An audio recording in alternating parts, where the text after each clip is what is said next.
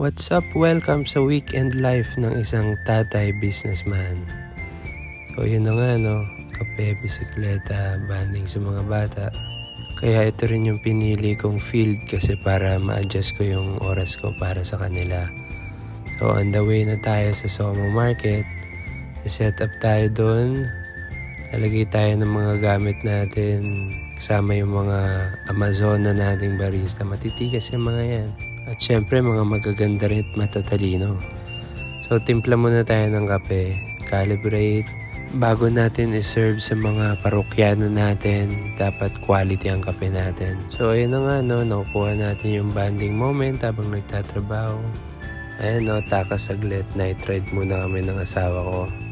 Dito lang sa amin, para tanggal stress din.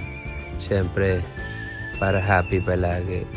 Alright, see you next time.